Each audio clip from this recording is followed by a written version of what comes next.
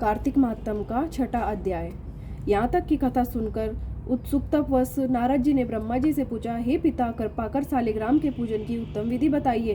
ब्रह्मा जी बोले, गंडकी नदी के उत्तर में 40 कोस दूर तक की पृथ्वी महाक्षेत्र कहलाती है। यहाँ शालिग्राम और गोमती चक्र पाए जाते हैं। गोमती चक्र युक्त चरणामत लेने से मनुष्य की मुक्ति हो जाती है।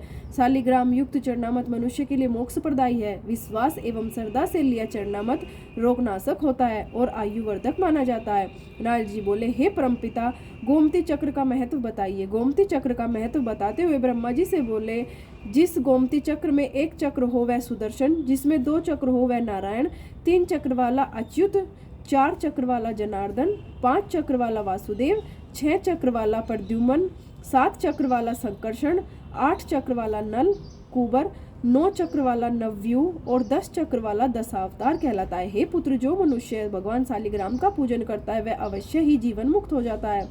वत्स, पूजन का आधार है श्रद्धा।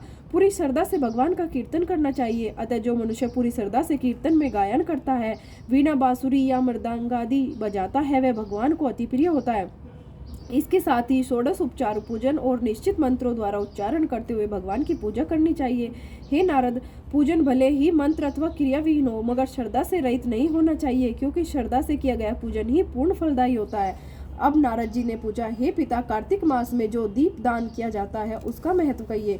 ब्रह्मा जी बोले, हे पुत्र, दीप दान के लिए दीप चाहे सोने का हो, चांदी, तांबा, आटा अथवा मिट्टी कैसा भी हो सकता है, दीपक प्रज्वलित करके भगवान की प्रतिमा के आगे, तुलसी वृक्ष के समीप, चौक में, ब्राह्मण के घर पर, वृक्ष के नीचे, वन अथवा गौशाला आदि में रखना चाहिए। जो श्रद्धालु आकाश में ऊंचा रखकर दीपक जलाता है उसके धन में वृद्धि होती है तथा वह देह त्याग कर बैकुंठ धाम को जाता है। जो ब्राह्मण के घर दीपक जलाता है उसे यज्ञ करने का फल प्राप्त होता है। दीप दान करने वाला भगवान से इस प्रकार प्रार्थना करे कि हे भगवान, मैं आपके निमित्त दीप जलाता हूँ। हे पुत्र, अलग अलग महीनों में अलग अलग तीर्थों पर वास करने का भी उत्तम फल प्राप्त होता है। कार्तिक मास में मथुरा में, माघ में प्रयाग और वैशाख में हरिद्वार का वास अति उत्तम होता है।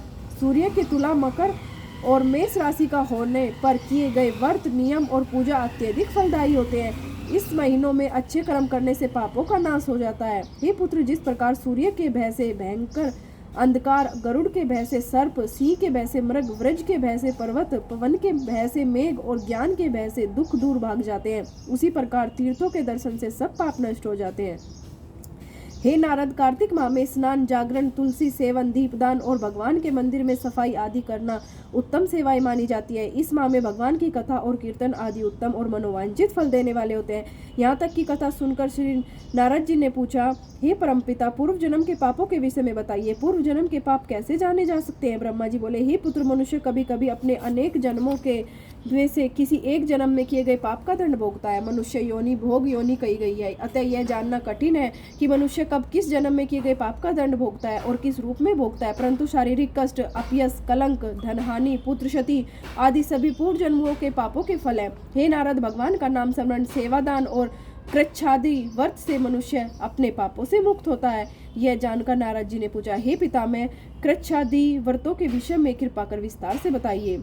इसको स्पष्ट करते हुए ब्रह्मा जी बोले, हे नारद, दिन में केवल एक समय भोजन करना पादकृच्छा व्रत, 3 दिन सायकाल और 3 दिन प्रातःकाल भोजन करने से अतिकृच्छ व्रत होता है। सायकाल 22 और प्रातःकाल 26 अथवा 24 ग्रास भोजन करना भी अतिकृच्छ व्रत कहलाता है।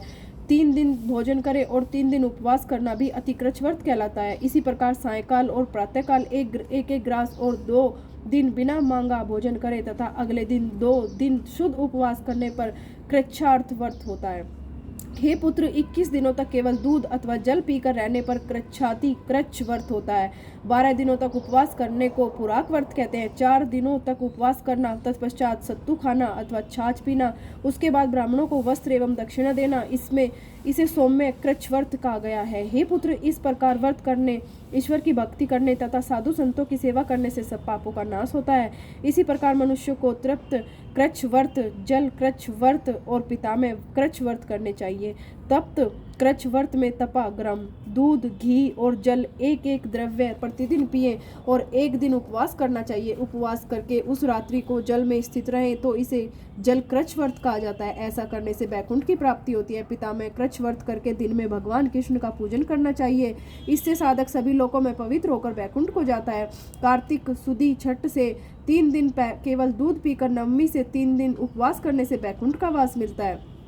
3 दिन तक अन्न खाएं, फिर 3 दिनों तक व्रत करने से पत्र पंचक व्रत होता है। हे पुत्र, जो मनुष्य एकम से पंचमी तक केवल दही सेवन करे तथा एकादशी व द्वादशी को भगवान विष्णु का पूजन अर्चन करे तो इसे यास्क कच्छ व्रत कहते हैं। इसे करने से श्रद्धालु को श्वेत दीप का वास मिलता है। हे नारद, शुक्ल पक्ष की प्रतिपदा से प्रतिदिन अपने अन्न उपवास को तोड़ने के उपरांत भोजन की मात्रा को 1-1 ग्रास बढ़ाना और कृष्ण पक्ष में 1-1 ग्रास कर अमावस्या को निराहार रहना चंद्रायन व्रत कहलाता है।